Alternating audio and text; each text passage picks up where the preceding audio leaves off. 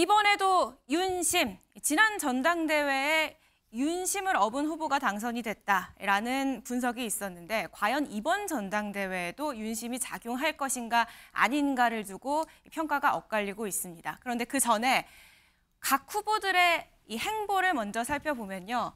바로 원희룡 후보가 윤 대통령과 발맞춰 TK로 갔습니다. 어제 그리고 오늘 이틀 연속 TK로 갔는데 어제는 이철우 지사를 만났거든요. 어떤 얘기 나눴는지 직접 듣고 오시죠.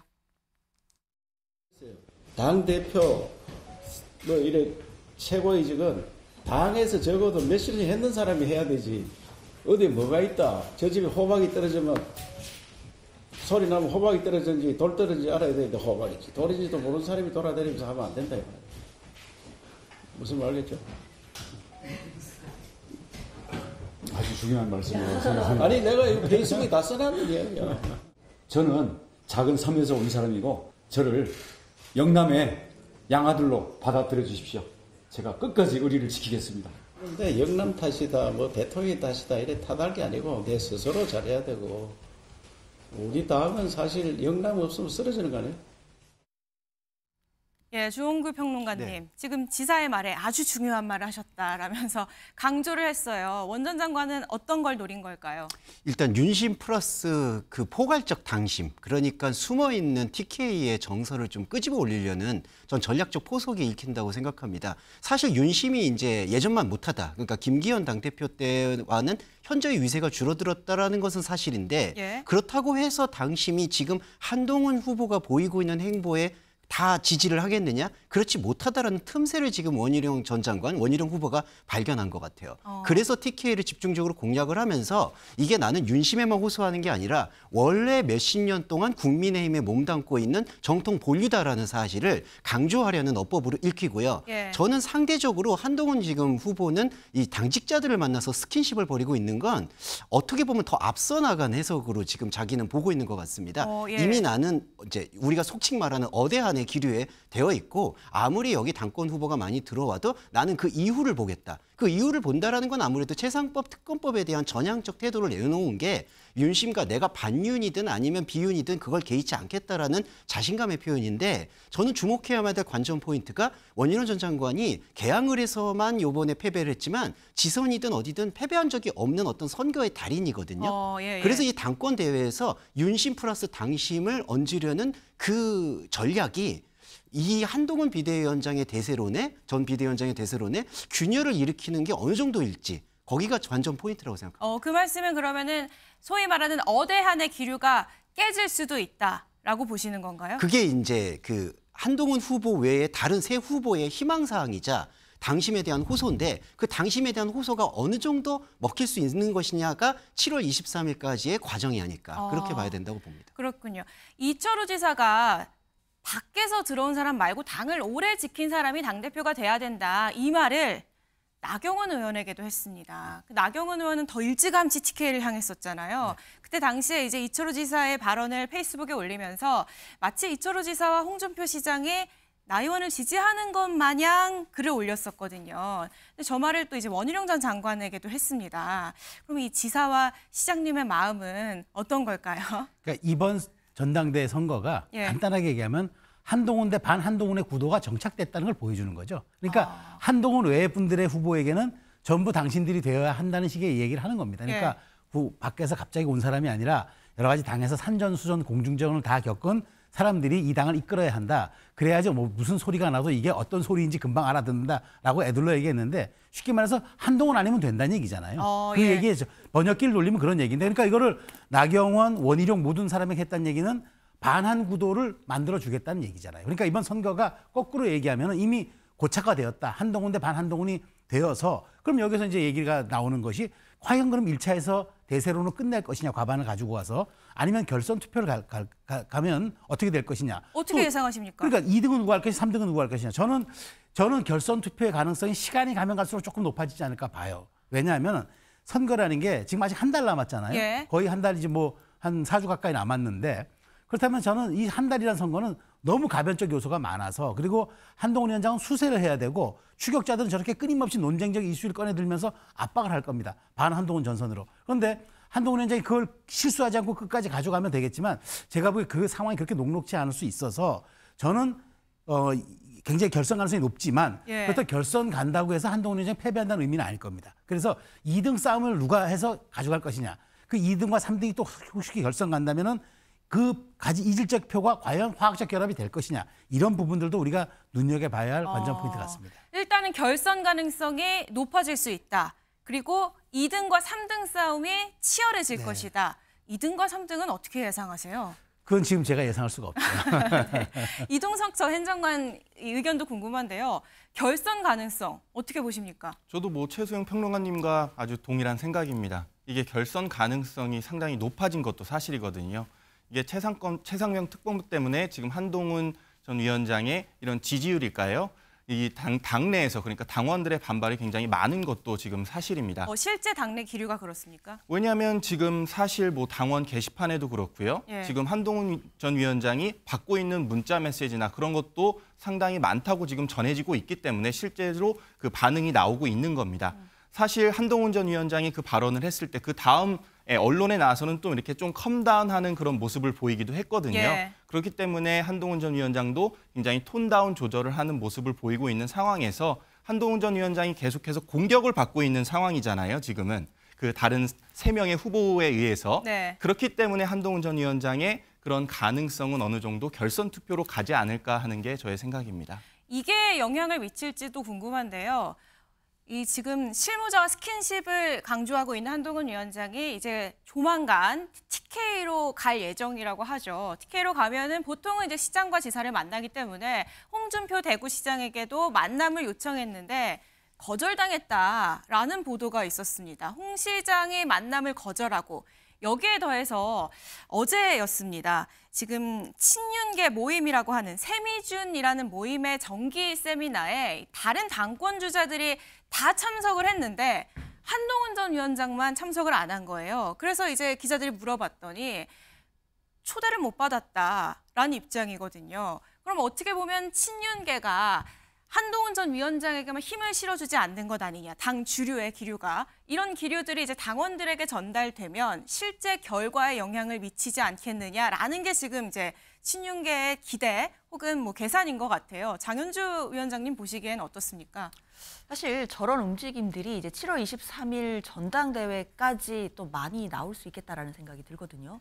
사실 지금은 누가 명확히 친윤 후보다 또는 누가 윤심을 힘입었다라고 보기는 어려울 것 같고 다만 이제 해석의 영역상 원희룡 전 장관이 보다 대통령실과 가까운 게 아니겠느냐라는 추정만 지금 나오고 있는 상황입니다. 그러니까 지난번 김기현 대표가 당선되던 전당대회와는 달리 그래도 윤심의 작용이 조금 영향력이 줄어들었다라는 평가가 많긴 하거든요. 그렇기는 하지만 지금 적어도 친윤 비윤 또는 친한 반한 그 기류가 지금 어느 정도 고착화되고 있다라고 봐야 될 것 같고 이게 7월 23일 전당대회까지는 조금 더 강화될 것으로 보이기는 합니다. 그렇기 때문에 이른바 어대한에는 좀 균열이 생기고 있는 것이 아니겠느냐라는 분석 나올 수 있을 것 같고요. 저는 한동훈 전 위원장이 개인적으로 좀 딜레마에 빠진 것 아니겠느냐라는 생각은 듭니다. 왜냐하면 본인이 아마 이 전당대회 당대표가 최종 목표는 아닐 거 아니에요. 예. 아무래도 이제 다음에 대권 후보로서까지 그 대권까지도 본인이 꿈꾸고 있을 텐데 그렇다면 지금 두 마리의 토끼를 잡으려고 했던 것 같습니다. 결국 이제 총선 민심에서 드러났던 국민적인 민심에도 또 부응을 해야 되고 그리고 또 당심에도 부응을 해야 된다라는 이 두 가지 딜레마인 것인데요. 그렇기 때문에 대통령과 어느 정도 거리를 두고 수평적인 관계를 재정립해야 된다라는 측면에서 최혜병 특검법이라는 부분을 승부수로 띄운 것 같습니다. 예. 그러나 그런 부분들은 이제 총선 민심에 반영한다, 국민 눈높이에 맞춘다라는 측면에서는 플러스가 되겠지만 전통적인 국민의힘의 또 보수 지지자들 또는 당원들의 입장에서는 굉장히 불안한 요소가 될 수 있거든요. 지금 적어도 집권 여당의 당대표가 되겠다라는 사람이고 그리고 지금 대통령의 임기가 3년 가까이 남아 있습니다. 그런데 집권 여당의 대표와 대통령이 갈등을 벌이고 반목을 한다? 이것 자체가 당원들 입장에서는 굉장히 불안한 요소가 될 수 있거든요. 예. 그렇기 때문에 당심이 흔들릴 수 있다라는 측면에서는 한동훈 전 위원장이 굉장한 지금 딜레마에 빠진 것이고 지금 입장을 어떻게 해야 될지에 대해서 조금은 흔들리고 있는 것 같다라는 생각 듭니다. 최수영 평론가님은 비슷한 취지에서 그래서 결선 가능성이 높아질 수는 있지만 그렇다고 1위 한동훈이 사라지진 않을 것이다. 그래도 당선은 한동훈 전 위원장이 할 것이다 라고 예측을 해주셨는데 장윤조 위원장님은 어떻습니까? 물론 지금 예측하는 게 크게 의미는 없을 수 있겠지만 아직 시간이 많이 남았으니까요. 그렇죠. 그렇지만 원희룡 전 장관이 등장하기 전보다는 어대한의 어떤 기조는 분명히 꺾인 것은 분명한 것 같고요. 이대로라고 한다면 결선 가능성은 상당히 높은 것이고 이제 결선 그 결과에 대해서는 이제는 누구도 자신 있게 어대한이다라고만 주장하기는 어려운 것 같습니다. 그래서 이동석 전 행정관이 전해주길 이 당원들의 이런 불안한 기류와 함께 한동훈 전 위원장이 좀 톤다운을 한 것 아니냐라고 말씀을 해주셨는데요. 실제로 경향신문 기사에서 이런 점을 주목을 하고 있습니다. 반윤희석시키는 한동훈이라고 했는데 너무 대통령과 각을 세우는 것 같은 이런 모습을 좀 희석시키고 있다, 톤다운하고 있다라는 내용이거든요. 어떤 발언들이 있었는지 직접 확인해 보시죠. 윤석열 대통령 하면 어떤 생각이 좀 드십니까? 제가 오랫동안 봐왔던 분이고요. 네. 대단히 박력 있는 리더십니다. 그때도 그랬고 지금도 그러시고요. 그리고 대단한 직관을 가지신 분이라서 네. 제가 살아오면서 놀랄 일이 상당히 많이 있었습니다. 그런 식의 비정상적 임기 단축은 국민들에게 피해가 옵니다. 제가 당대표가 돼서 국민의 눈높이에 맞는 설명과 대응으로 그런 주장을 확실히 막아내겠다는 말씀을 드립니다. 네, 주원규 평론가님, 희석시키는 거라고 봐야 하나요? 예, 희석 맞다고 저는 생각하고요. 그런데 일단 전략은 반윤이에요. 제가 봤을 때. 왜냐하면 최상범 특검법 자체가 사실은 이 대통령실의 영린이잖아요. 어떤 면에서는 좀 공수처 수사를 기다리자라는 쪽이고. 근데 그걸 미리 터뜨린 다음에 조금 눈치를 본다는 거죠. 그러니까 처음부터 친윤이고 싶어 하거나 아니면 포괄적 윤 뭐 이런 걸로 나오는 게 아니라 나는 이제 완전히 선을 긋겠다라는 선포를 먼저 하신 다음에 그 다음에 눈치를 본다는 거죠. 그러니까 톤다운의 이 기법 자체의 접근이 반윤 전선을 지금 형성하고 있다. 그리고 반윤을 넘어서서 나는 이제 포윤, 그러니까 윤을 다 감싸 안겠다. 그게 보면 다음 기사에도 나올 텐데 한동훈 캠프에 이미 유력한 의원들이 이제 포진되어 있습니다. 같이 한번 보실까요? 네. 말씀해 주시죠. 네, 그 중앙일보 기사로 알고 있습니다. 그 한동훈 캠프의 의원이 17명이나 그리고 본래 친윤이었던 의원들까지도 계속해서 다 가세하고 있는 입장이기 때문에 이게 바로 한동훈 그 후보의 자신감을 표현해주고 있는 것이다. 네네. 저는 그래서 아까 장윤주 변호사님과 약간 의견이 다른 게 저는 한동훈의 딜레마가 아니라 친윤 후보들 이른바 그 새 후보들의 딜레마가 있다고 생각해요. 왜냐하면 당권은 나는 대권에 불출마하겠다라는 걸 오히려 확실하게 하고 당을 지키겠다라는 모습들을 메시지를 보여줘야지 지금 대세를 형성하고 있는 한동훈의 그 당권의 대항마가 될 수가 있거든요. 근데 세 분 다 어떻게 보면 죄송한데 잠룡으로서의 대권 욕심이 있으시다 보니까 당권 이후에 민심이 부르면 또 어떻게 될지 모른다. 이러한 뉘앙스를 남기니까 당심과 당원들이 볼 때에는 그래도 한동훈 주자가 지금에는 이재명 대표의 대항마가 아니냐. 그러면 이분을 밀어줘야 되지 않겠느냐라는 대서론의 블랙홀에 빠질 수가 있기 때문에 새 후보가 전략적으로 나중에 말을 바꾸시더라도 지금 나는 대권과 당권을 분리하겠다. 당을 지키겠다. 이런 메시지를 줘야 된다고 생각합니다. 그러니까 한동훈 전 위원장이 이게 뭐 당신과 먼 포지션 아니냐, 불리한 거 아니냐라고 분석들을 해주셨지만 그게 아니라 실제로 친윤계라고 불리는 의원들도 한동훈 캠프에 들어와 있고 그리고 다음 넥스트 스텝을 당원들이 생각했을 때 결국 미래는 한동훈이다라는 생각에 표를 줄 것이다라는 분석이셨어요. 그런데 원희룡 전 장관은 계속해서 친윤 전략을 펼치고 있는 것 같습니다. 친윤 없고 역전할 수 있을까라는 이제 제목과 함께 담겨 있는데요. 그럼 과연 또 붙는 질문은 정말 윤심은 원희룡 전 장관에게 실려 있느냐 이 지점이거든요. 평론가님 어떻게 보십니까? 왜냐하면 한때 나경원 의원에게 실려 있는 거 아니야? 라는 얘기도 있었는데 원희룡 전 장관의 등장으로 윤심은 원희룡?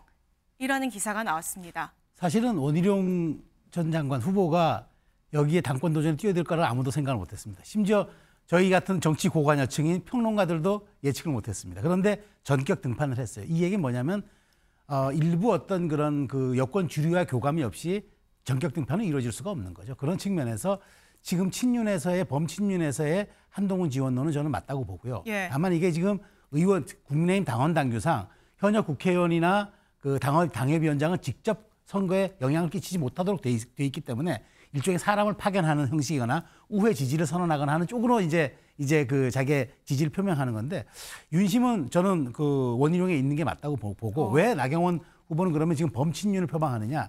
지난번 그냥 분위기는 괜찮다가 일종의 개헌 발언을 한번 나경원이 한번 한 적이 있어요. 개헌이 필요할 수도 있다라고 했는데 그 발언이 굉장히 좀 불편한 갈등을 빚은 걸로 저희도 이제 알고는 있습니다.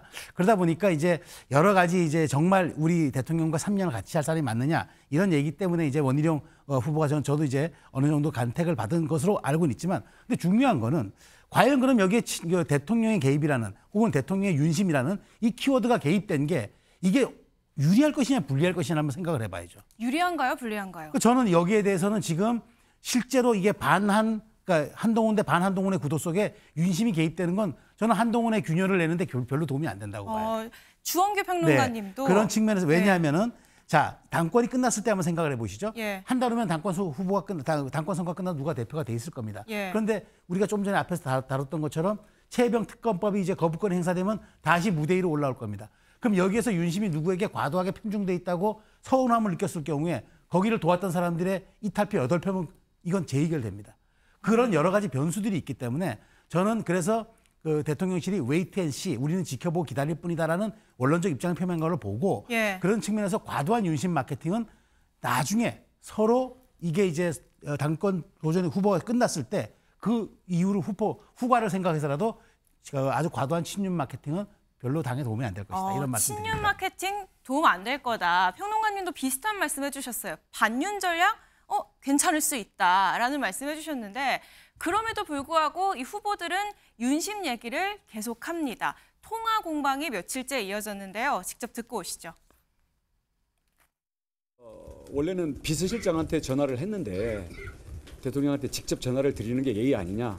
그래서 전화를 했는데 뭐 잘해봐라 이러고 끊었다고 말씀을 하시더라고요. 대통령한테 전화해서 뭐 당대표 나간다 할 때도 의례적인 통화 면피성이죠. 그거 뭐 10초나 15초나 이런 얘기 나오는데 이게 어떻게 10초, 15초에 될 얘기입니까? 왜 한동훈 위원장은 대통령과 통화한 것을 공개했으며 왜 저 원희룡 장관은 밥 먹고 온 것을 공개합니까? 한쪽은 윤심을 파는 거고 한쪽은 나 갈등 아니거든 하고 억지로 말하는 거거든요. 나는 뭐 밥 먹었는데 저기는 전화밖에 안 했고 그 전화도 10초밖에 안 된다. 근데 지금 전당대회 국면에서 정치를 오래 하셨던 분들이 하면서 뭐 굳이 그렇게 그 뭐 상대를 깎아내리면서 돌려가면서 말할 필요가 뭐가 있습니까? 그래도 이동석 전 행정관님 어떻게 보셨습니까? 이 전화를 했냐 안 했냐, 10초냐 15초냐, 나는 밥을 먹었고 누구는 전화만 했다. 이 공방들 어떻게 보세요?